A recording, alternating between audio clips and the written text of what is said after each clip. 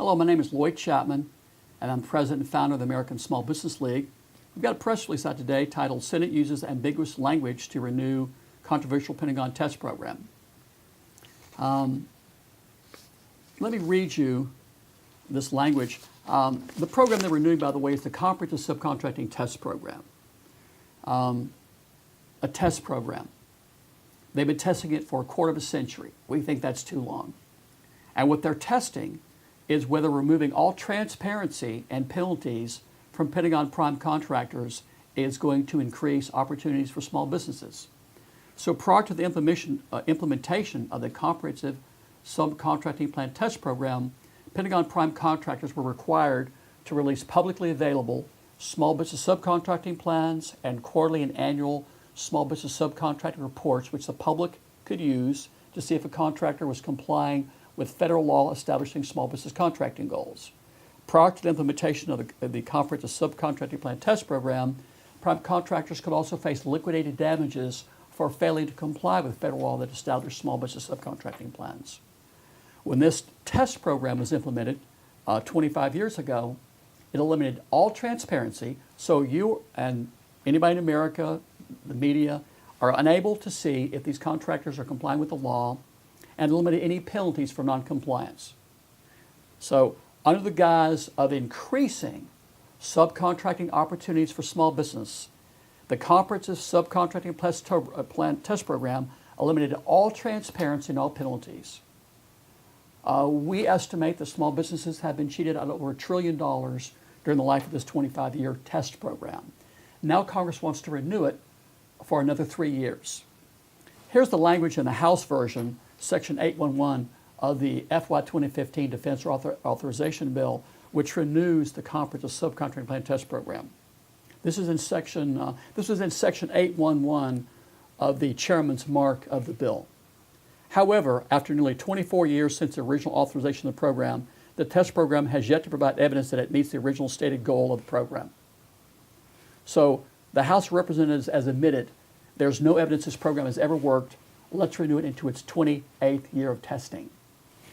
10 years ago, the Government Accountability Office investigated the Comprehensive Subcontracting Plan Test Program and released report GAO 04381 that said this: although the test program was started more than 12 years ago, DoD has yet to establish metrics to evaluate the program's results and effectiveness.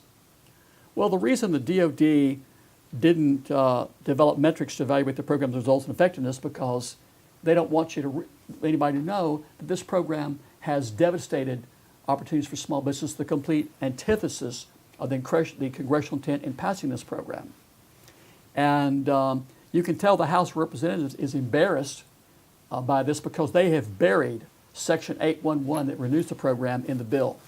Take a look at the 2015 the National Defense Authorization Bill, and you won't find a Section 811. They've hidden it. Now here's the Senate language.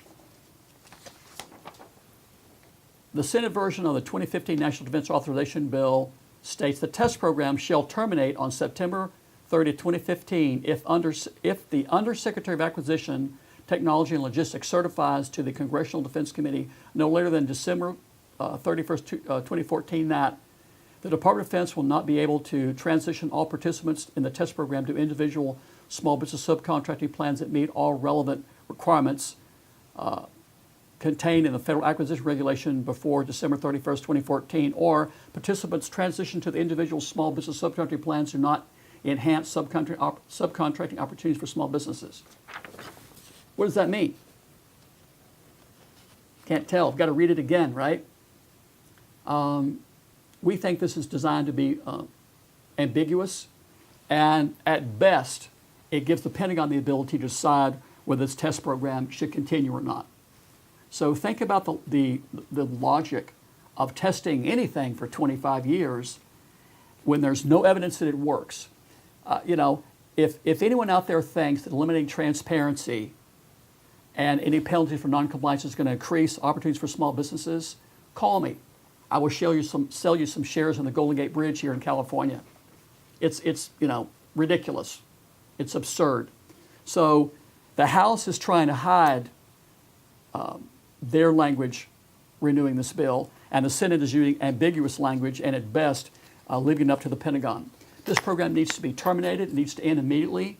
It's fraudulent. It's detrimental to the American people, to the middle class, to small businesses, to our economy, to job creation, and it needs to end immediately.